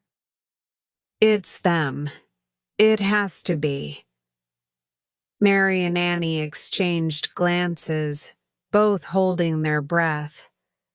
Bella, still weak, stirred from her spot by the fire, her voice barely above a whisper. Bella, softly, "Go see Jane." Jane didn't need to be told twice. She rushed to the door and flung it open, the cold wind rushing past her. Standing there, wrapped in a heavy coat, was Lucas Hansen. His face was serious, his usual teasing smile absent, and in his hand was an envelope. Lucas, quietly, holding it out to her. "It came from Washington today." Jane took it, feeling as if the weight of the entire world rested in her palm. The others crowded around her, their breath coming in short, anxious gasps. Mary, softly, "Open it. Jane's fingers, trembled as she tore open the seal. The paper inside was crisp, the ink dark and sharp against the pale background. Their mother's handwriting. She took a deep breath and began to read. Mother's letter. My dearest girls, I write this with both sorrow and relief in my heart. Your father has been through the worst of his illness, and for a time, I feared we would lose him. The fever held him for many days, and he was too weak to speak, too weak to even open his eyes. I sat beside him every hour, waiting, praying. There were moments when I thought he would slip away, but by some mercy he has fought through. His condition is still fragile, and he cannot yet travel. The doctors have advised that he remain here for several more weeks. But he is awake. He knows me. He speaks to me, though faintly. He asks about you all every day. I long to return home to you, my darlings, but I cannot leave his side until he is strong enough to come with me. Until then, be good to one another. Take care of Bella, and take care of yourselves. I know how difficult these weeks have been, and I am so proud of you all. With all my love, Mother. Silence filled the room as Jane finished reading. No one moved. The words hung in the air, heavy and uncertain. Their father was alive, but still weak, still far away. Then, suddenly, Annie let out a sob and threw her arms around Mary. Annie, crying. He's alive! He's alive! Mary held her tightly, her own eyes shining with tears, but she nodded. Mary, softly, stroking Annie's hair. Yes, sweetheart. He's alive. Bella, still lying under the blankets, let out a shaky breath, a small smile forming on her pale lips. Bella, whispering, I was so scared. Jane, usually so steady, felt her own vision blur with tears. She swallowed hard, trying to regain her composure.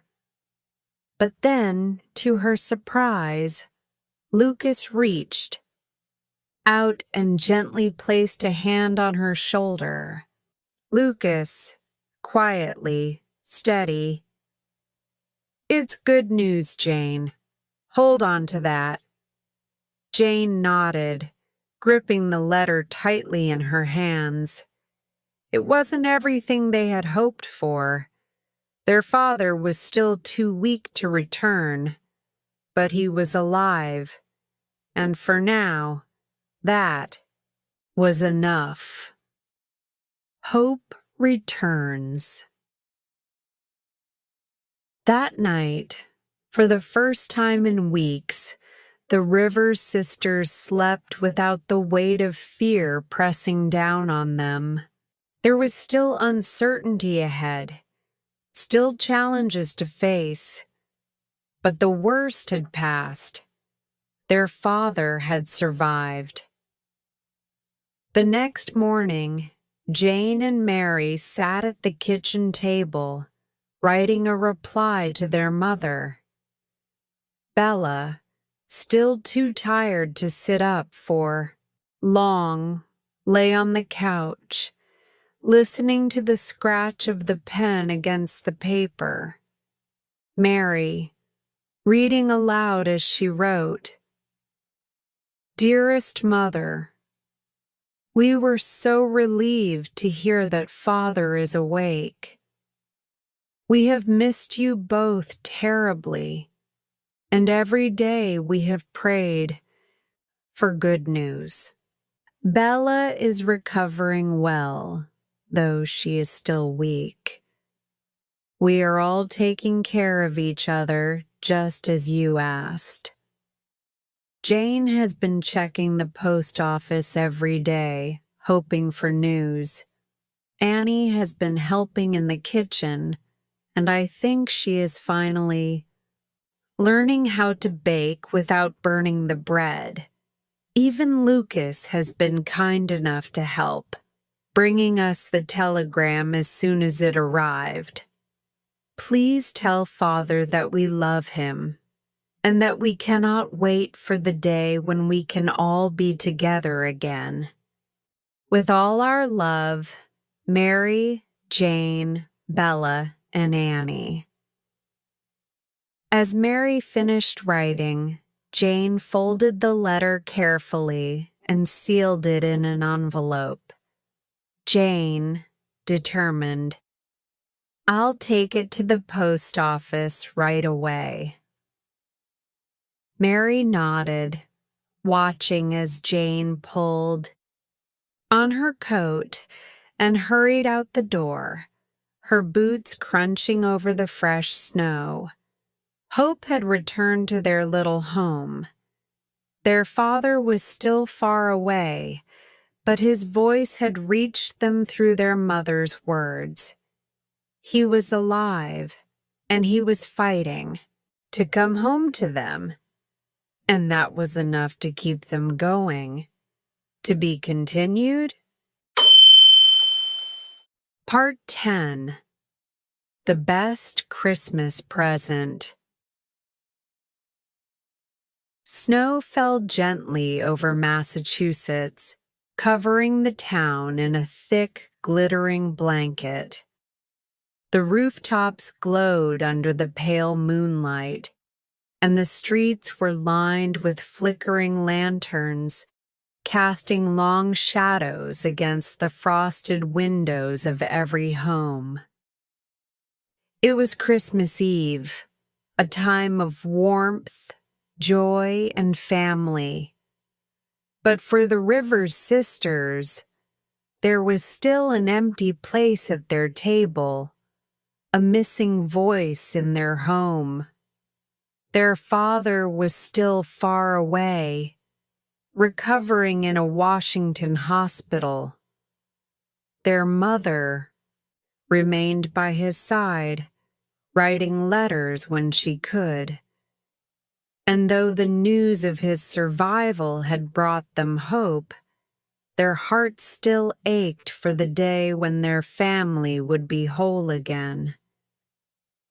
Despite everything, Mary, Jane, Bella, and Annie had done their best to make the season bright. They hung garlands in the house, baked bread and cookies, and even planned a small Christmas play, just as they did every year. But no amount of decorations or festivities could truly fill the absence they all felt. Then, on the morning of Christmas Eve, everything changed. A knock at the door. The Rivers sisters woke to the scent of fresh pine and the sound of wind howling outside. The fire had been lit early, filling the house with warmth, and Annie was already running around excitedly, clutching a small bundle of wrapped gifts she had made herself. Annie, giggling, shaking one of the packages. "I wonder what's in this." "One Do you think it's a ribbon? Or maybe chocolate? Jane, rolling her eyes, sipping her tea. Annie, you wrapped that yourself. Annie, grinning. I know, but I still like to pretend. Mary and Bella sat by the fire, enjoying the peaceful moment. Bella, though still recovering from her illness, looked brighter than she had in weeks. Her cheeks had regained some of their color, and her eyes held the same quiet warmth they always had. Even Jane, who often tried to act indifferent, was secretly looking forward to the evening.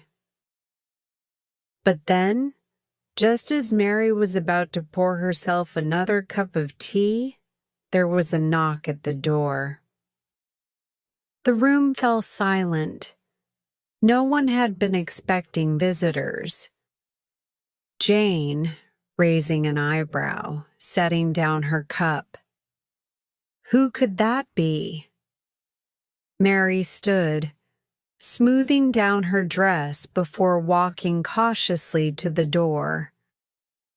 When she pulled it open, the cold wind rushed inside, and there, standing on the porch, was Lucas Hansen. Lucas, grinning, cheeks red from the cold. Merry Christmas, Rivers family. Behind him stood an older man, his grandfather, Mr. Hansen, who nodded politely, his face as stern as ever, but his eyes twinkling with something close to amusement. Mr. Hansen, clearing his throat. Forgive us for calling so early, but we bring a rather important delivery. Mary frowned in confusion, glancing at the wrapped package Lucas was holding. Mary, Lucas, you didn't have to bring us anything. Lucas, laughing, shaking his head. Oh, this isn't from me. And then, from the shadows behind them, another figure stepped forward. A man, wrapped in a thick coat, his hat pulled low against the cold. But even before he spoke, Mary's heart stopped. She knew that face. She had seen it in her dreams. She had imagined this moment 1,000 times. Annie, gasping, dropping her gifts to the floor. Father?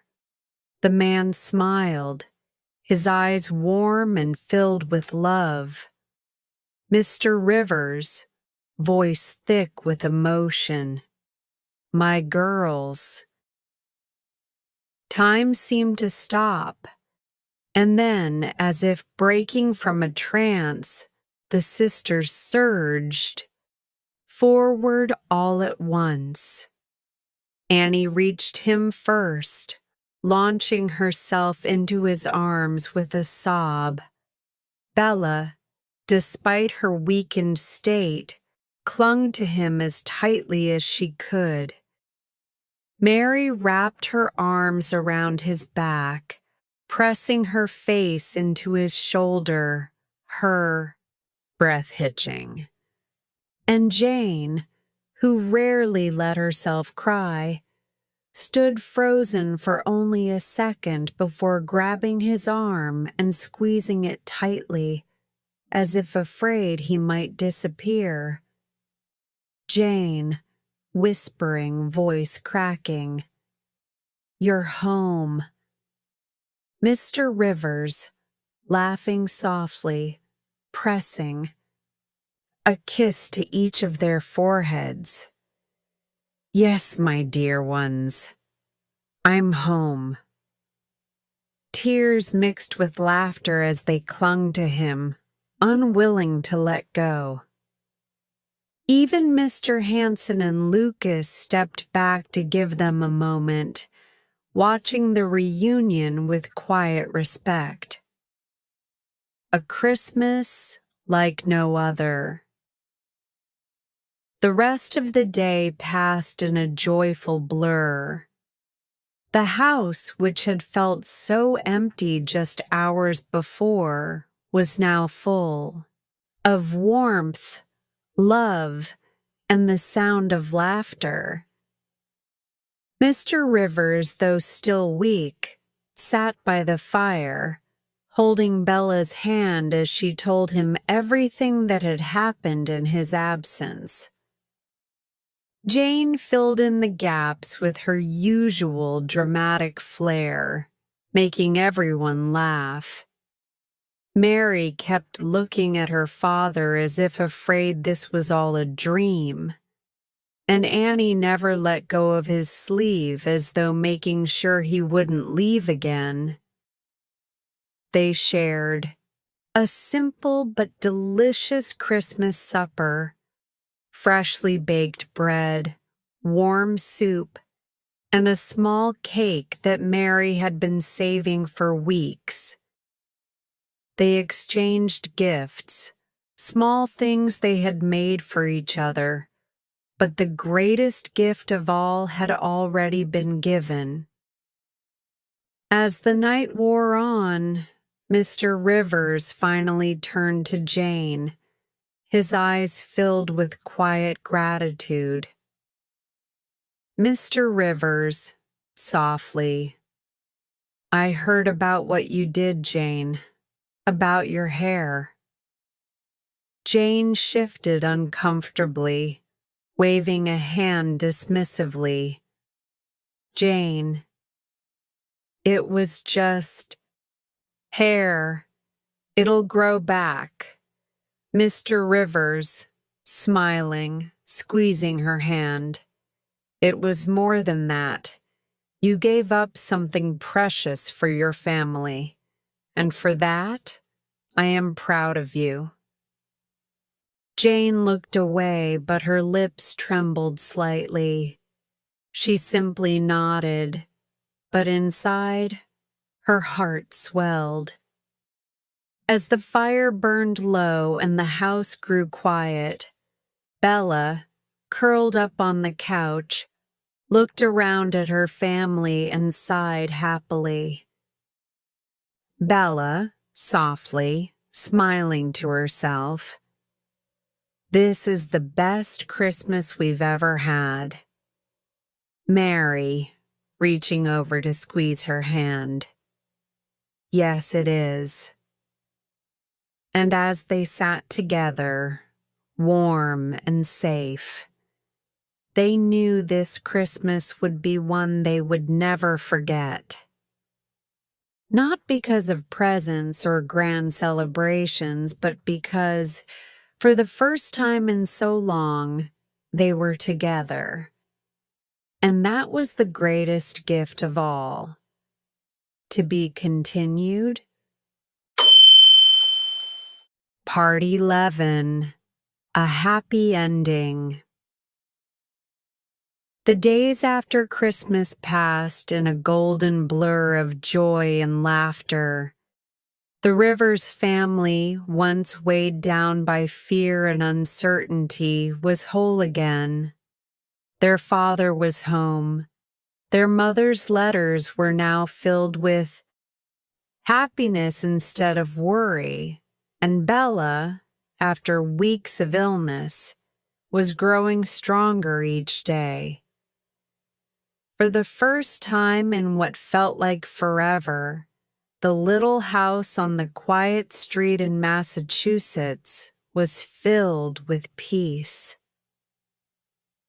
Winter was still thick in the air, the snow piled high along the streets, but inside their home, warmth reigned. The fire crackled. The scent of fresh bread and tea lingered, and most of all, the sound of laughter, genuine, bright, and unburdened, filled every corner.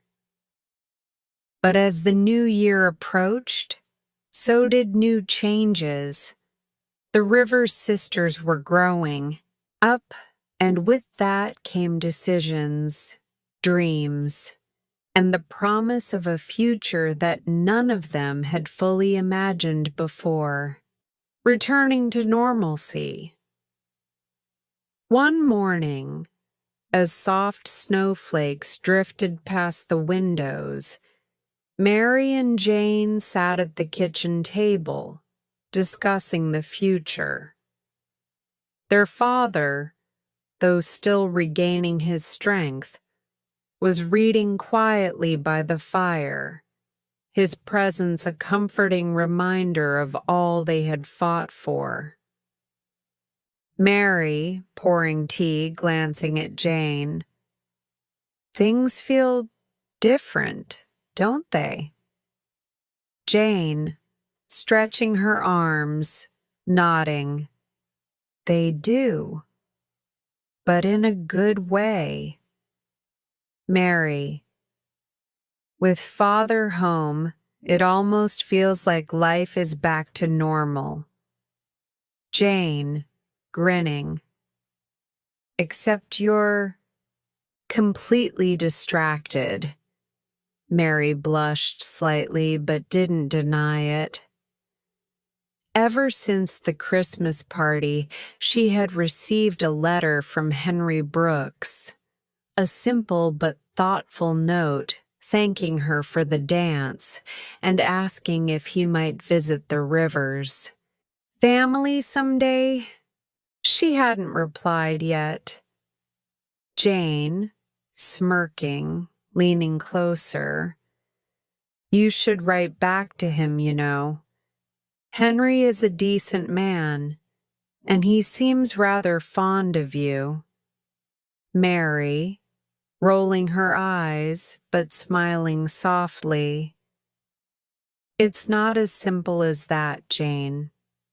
Jane, shrugging, teasing. "Oh, but it is." Before Mary could respond, Annie burst into the kitchen, her face flushed with excitement. Annie, bouncing on her feet. "Bella is playing the piano again." Mary and Jane immediately exchanged looks before rushing into the living room. Sure enough, Bella was seated at the piano, the beautiful instrument that Mr. Hanson had gifted her after hearing her music. Her fingers moved gently across the keys, the sound delicate yet filled with warmth. It was the first time she had played since falling ill. Their father looked up from his book, his eyes softening as he listened. He hadn't heard Bella play in so long, and the sound of music filling their home again brought a lump to his throat. Mr. Rivers, smiling. "That is the sweetest sound in the world." Bella, looking up, her cheeks pink. "It feels good to play again." Mary knelt beside her, gently squeezing her hand. "Mary," softly, "we missed it. We missed you." Bella's eyes shone with emotion, and for a moment she simply nodded. A surprise visit. Later that afternoon, as the family enjoyed a quiet meal together, there was a knock at the door.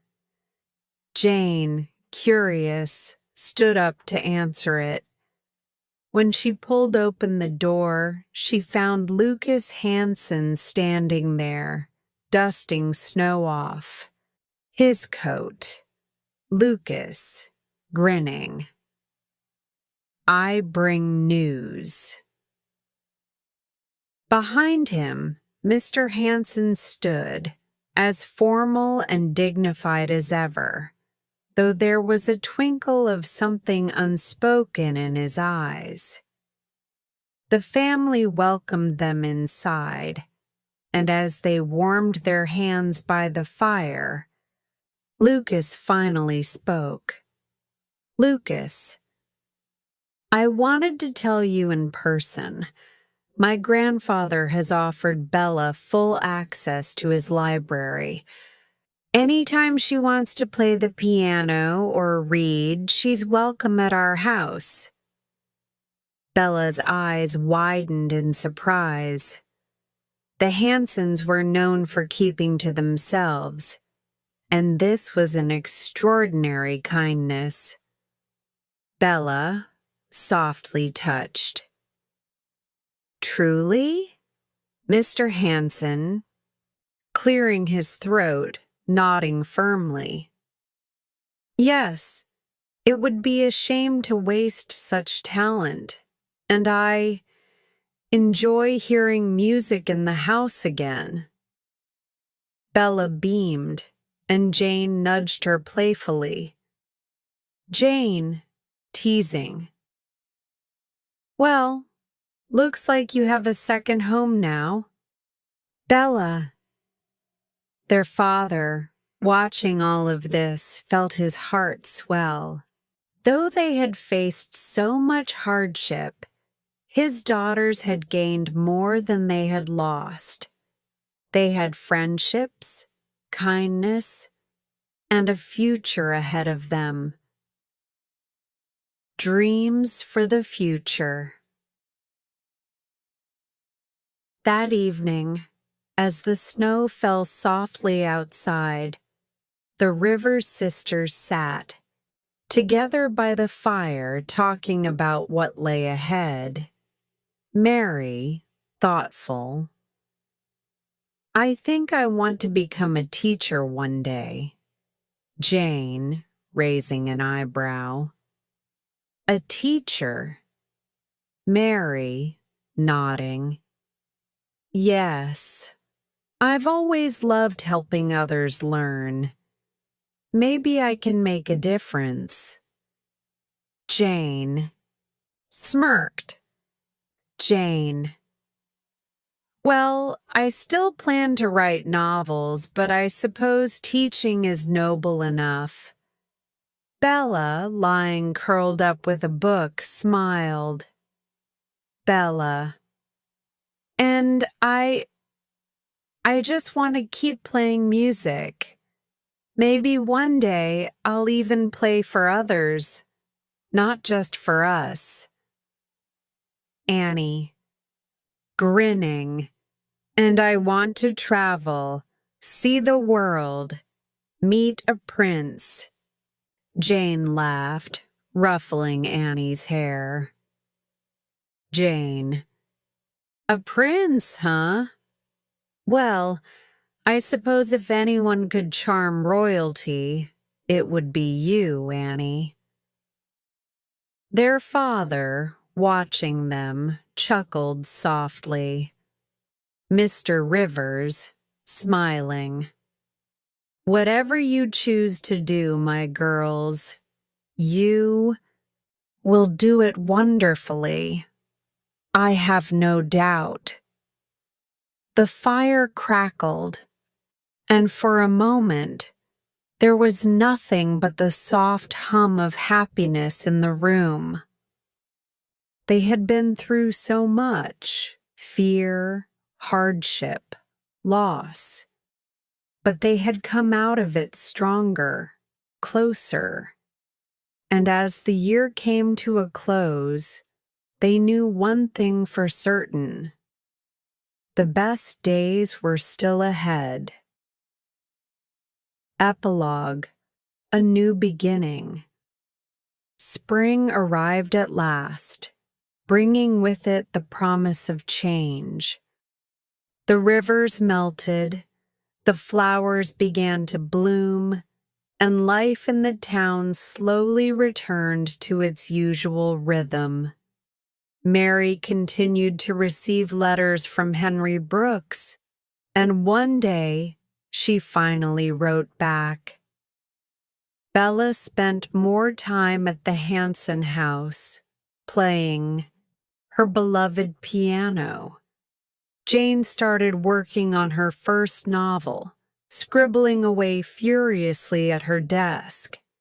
And Annie, ever the dreamer, continued making grand plans for the future. As for their father, he grew stronger with each passing day, his presence a quiet but steady reassurance that their family had survived the worst and was now ready for whatever came next. The Rivers sisters had faced hardship, but they had found love, kindness, and resilience along the way. They had learned that home was not just a place, it was the people within it. And no matter where life took them, they would always have each other. And so, with hearts full of hope, they stepped into the future together. The end. Great work today. Every moment you spend practicing brings you closer to mastering your English listening and speaking skills. Remember, progress comes with patience and consistency. If this story inspired you or helped you in your learning journey, don't forget to like, share, and subscribe to Easy English Spark channel for more lessons and stories. Keep listening, keep speaking, and keep believing in your growth. I'll see you in the next video. Take care and keep shining.